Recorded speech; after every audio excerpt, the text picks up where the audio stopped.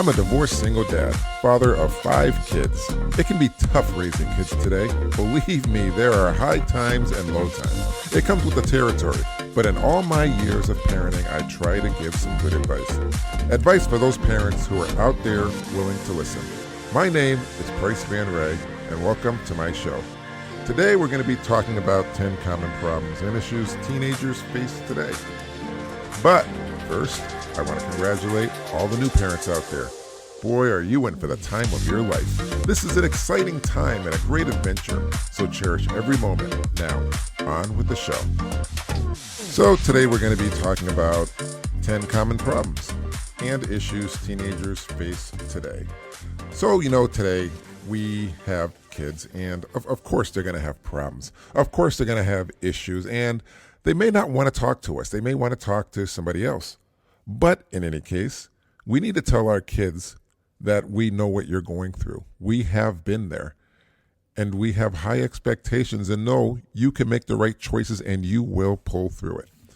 Now, one thing is issues with body image. That's right. Today, kids do have issues, and they are very concerned about their body.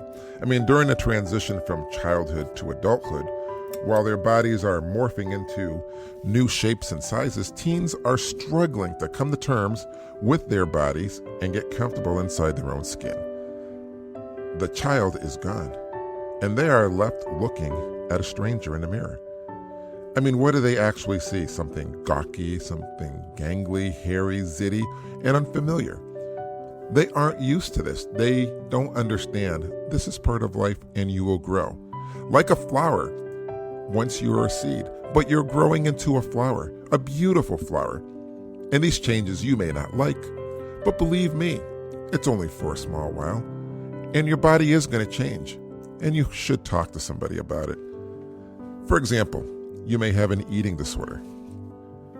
Includes anorexia, bulimia, binge eating, and etc. Typically, that starts before and during adolescence. Did you know 95% of people with eating disorders are between 12 and 25 years old? That's right, eating disorders can affect teens' health, mood, relationships, and day-to-day functions. Eating disorders affects women more than men. But more young men are more prone to something called muscle dysmorphia, where they become unhealthily obsessed with being bigger and more muscular. Even if the discontentment with their body doesn't cause them to excessively exercise or make themselves sick, the ongoing persuasive feeling that their bodies are not right can have many lasting negative effects on their lives. That's right, it can, because teens feel pressure to conform to many unhealthy expectations regarding their bodies, behavior, and appearance. That's something we should do when we have kids. Listen to them. Recognize that they do have issues. Recognize that they are going to have questions, and they may be unhappy with their body. Now's not the time to tell your child, I think you're fat. I think you're gaining weight. I think you're too skinny. There are ways to say stuff like that. Because even though we are saying it as parents, we're trying to say it in a nice way, trying to help them. Hopefully we're not trying to make fun of them. But kids can definitely take it the wrong way. And if they take it the wrong way, that can build a wall between you and your child. Believe me, that is something you do not want. You want to make sure your child comes to you, that your child listens, and if they ever have a problem, they feel comfortable talking to you about anything at all. They long to supportive and accepting communities beyond their families. That's right. An unmet need for community identity is something kids deal with. I see many teenagers struggling to find a place in society, wanting to be recognized by their peers and accepted for what they are. This is one of the most important tasks of their lives at this juncture, and they are faced with a lot of anxiety and insecurities as they work around this. When teens get the message that they don't fit in and don't belong here, it can lead to feelings of isolation, disconnect, and depression. The television shows marketed to this age group normalize bullying, premarital sex, aggressive and violent behavior. and rule breaking. That's right, it does. You are cool only if you own all the brands. What is a teen to do? Is it their fault if they are confused, defiant, or out of control? No, it's not. Someone told me about their son. He was brought up to be respectful, helpful, kind, gentle, tolerant, following moral and biblical principles, and honesty, integrity, and I mean the list goes on. But in the world, he gets the message that these values are passé. Even if his friends don't accept him, though they know that when they are in trouble, they can turn to him for help. He's like most teenagers who haven't yet found a group of friends that accept and love them the way they are. This feeling of not belonging is prevalent and affects all aspects of teens' life. Teenagers want to feel like they belong in a community, but many teens have trouble finding acceptance. If we all remember when we were teens, I'm sure we had problems finding acceptance. I mean, there probably was the hair stage, there was the clothes stage, and there was just the acting out stage. But in all those stages, we wanted to belong and we wanted to be accepted, because that's what teens want. There are social and parental pressures, and this is something we should be very concerned about, really. The next thing is time management stress. Stress increases at school, and the older they get, the number of projects to be done, tests to cope with, and social drama increases, not to mention sports and other extracurricular activities. On the social front, a new tantalizing horizon opens up. I mean, you have dating, you have partying, and hanging out with friends. Meanwhile, they are constantly distracted by electronic media. A teenager learning to juggle all of these expectations are under a lot of stress. The teen is suddenly expected to act like an adult. They are expected to manage their work independently, make and follow through on the right decisions, and manage their finances, though most parents complain about their filthy bedrooms. Untidy shelves and cabinets, smelly socks, missing stuff. I wonder, where is the time? They simply can't do it all. And the pressure makes them more prone to anxiety and depression. So we have to be careful. We have to understand that kids do stress out over time management. And a lot of times, what may not seem big to us is big to them. They don't really know how to manage time, but believe me, they are doing their best. They're doing the best that they can, and they're learning. And we as parents should sit there and support them through this learning process. In fact, I would say you should sit down with them. Maybe you want to get a piece of paper and write everything down. This is what you should do first. This is what you should do second and third.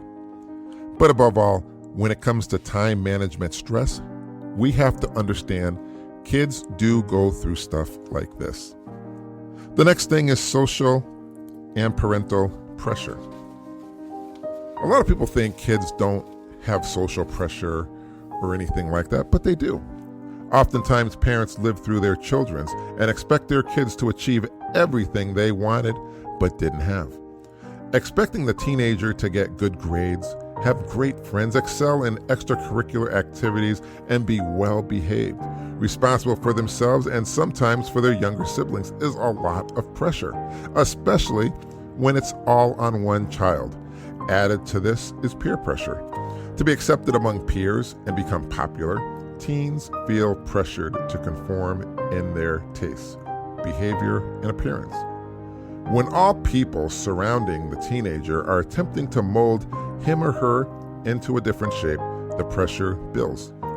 I mean, you have parents, teachers, family, elders, siblings, friends, schoolmates, and social groups all play a part and pull the teenager in different directions.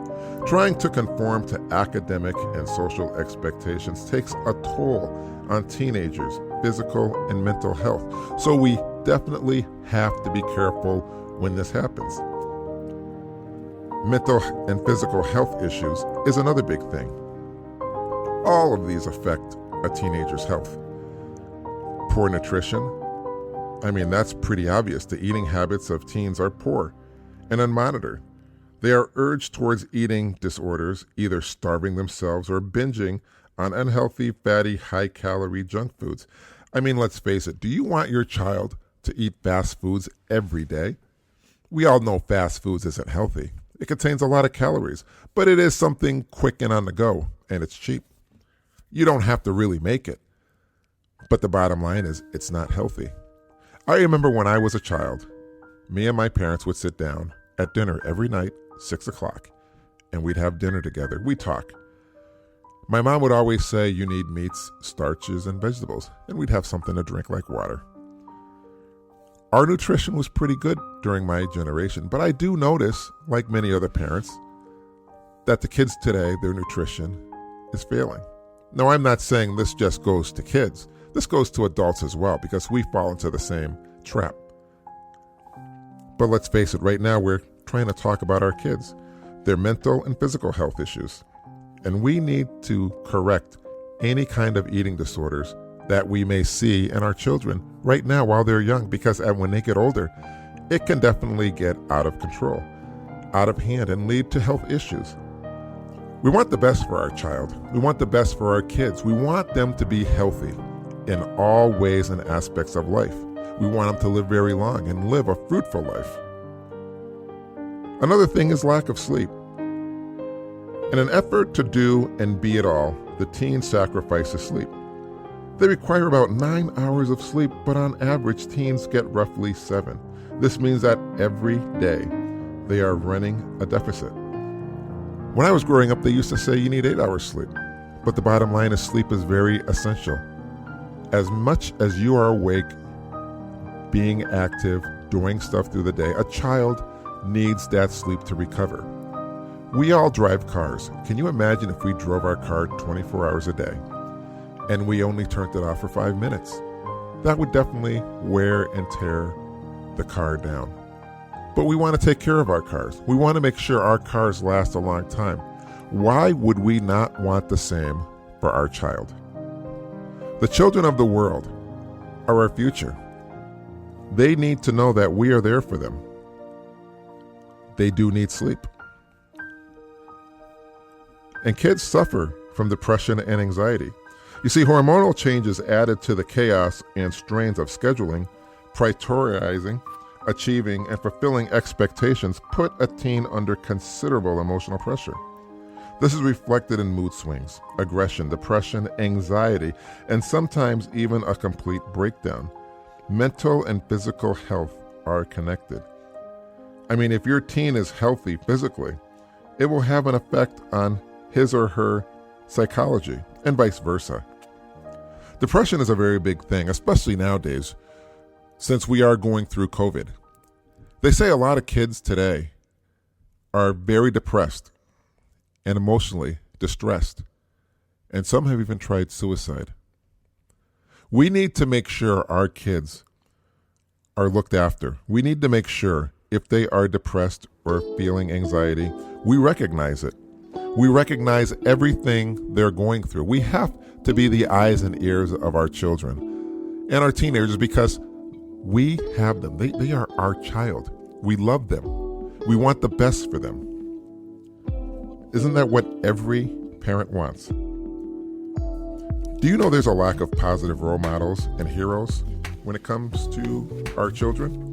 That's right, often the biggest bullies, richest, spoiled brats, and the most self-destructive kids are held up as the most enviable and popular. The media glorifies these people, and bad behavior is applauded in movies, sports, and music. Wherever they go, our children are fed on a diet of lousy role models and binging and depraved values of those heroes portrayed in the media.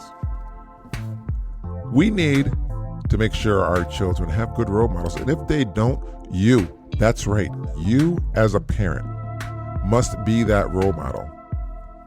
Bottom line is, you can say, I don't want you to smoke. But if you smoke, that defeats the purpose. You're throwing the wrong message.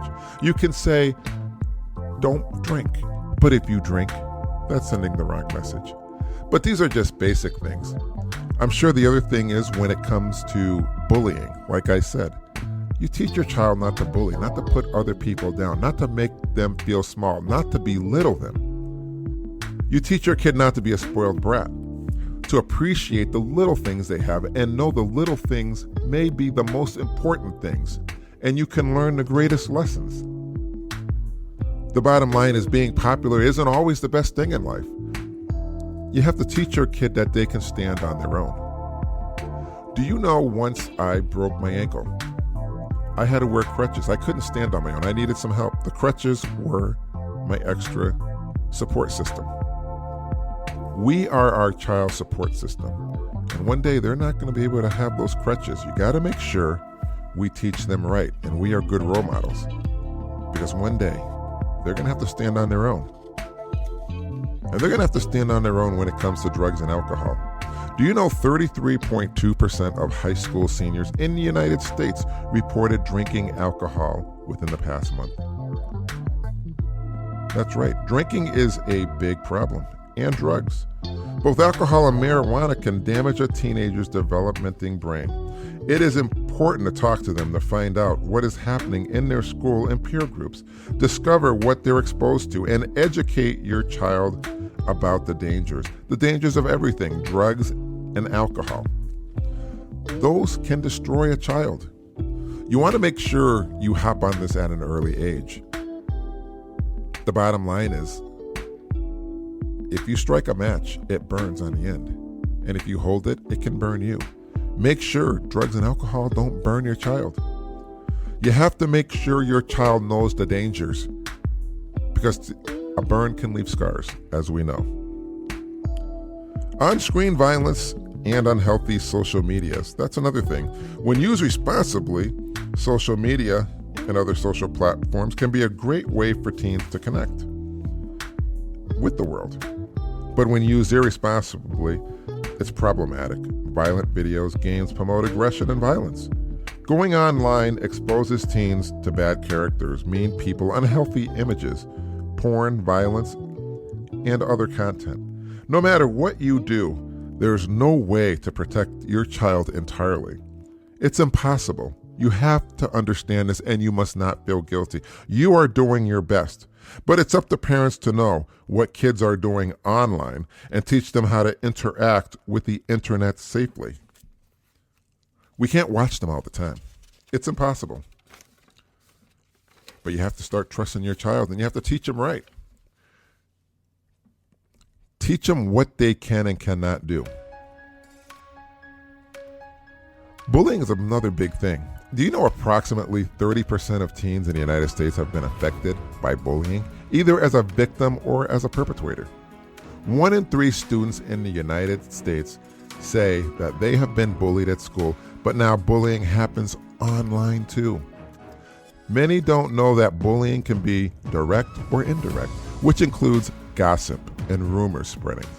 Many kids don't even know what cyberbullying is or fully understand the potentially damaging effects of their online behavior. But it can be very damaging, and it's very hurtful. When I was growing up, they didn't have the internet, but now they do. It is out of control. I can definitely say something like that when it comes to bullying, cyberbullying. And I have known a few children who have ended their life because of it. And it's very unfortunate. It's not nice to be mean to other people, and you have to teach your child that, and you can't be mean to your child. Teach your child empathy. Teach your child love. Teach them that bullying is not a good thing. It's a bad thing. Because they're looking to you. That's right. As a role model, because you have to be their role model. What can parents do to help their teenagers? What we need is a paradigm shift of who our teens are and our clearly view of a role model as a parent. That's right. We need to understand our role. We need to look at ways to help teens, amp up our parenting skills, stop complaining, and take responsibility for our teens right now. We cannot ignore our parental duties. Even though they're in their teens, they still need us, just as they did when they were little. Cell phones, computers, and other gadgets that they spend time with cannot give them the nurturing they need. Provide a healthy and complete meal whenever you pack it or put it on the table. Make vegetables and fruits interesting. Build lines of communications that are so strong that your children always look to you as allies instead of enemies. Communicate positively and avoid commands and "I told you so." Nobody wants to hear something like that. "I told you though." That's so demeaning. That's looking down on your child. But as a parent, we can discuss and establish rules for chores, homework, driving, dating. Keep talking about these issues and others. Let them know that you don't always have all the answers and you are not always right. Because we're not. We do make mistakes too. That's what life is. We learn, we make mistakes, but we learn from our mistakes. Listen to their opinions and offer help whenever they're needed. And be graceful enough to thank, appreciate, and love them in every possible occasion. I mean, punishing teens does not really work, but disciplining teenagers does. But I don't believe in hitting. I believe in talking to them. You have to talk to your teens. Make sure your policies are helping instead of hurting. Be willing to listen to their point of view. Give it a good thought before you trash it. And encourage them for supporting attitudes. I mean, that can go a long ways. Fear and failure is one of the greatest reasons for stress. So help them manage their anxieties and build self-esteem. And you can look out for signs of stress, anxieties, lack of concentration, poor eating habits, poor oral and personal hygienes, disturbances in sleeps, and plummeting of interest in social activities, and address them immediately. I mean, if your teens show any signs of anxiety or depression, get them help immediately. It could really save their lives. But most importantly, let them know that you care. And every night, every day, you need to tell your child, "I love you, and you mean the world to me." Because we do. And kids may need to hear it more than once. Just have to keep saying it. They'll believe it. And if they don't, they'll remember it. But I'm sure you're going to raise some great kids. And I'm sure you have great kids. And I'm sure they know you love them. And I'm sure they love you just as much. Well, that brings us to the end. And I want to thank you for listening today. I hope that you leave with something that helps you as you're being a parent. I will see you next time, and remember this one last bit of advice. Tomorrow is never promised, so don't go to bed angry at your child or at anyone you love. And before you go to bed tonight, hug your child and tell them, "I will love you forever, Dad." See you next time here on Forever Dad. Have a good one. Bye.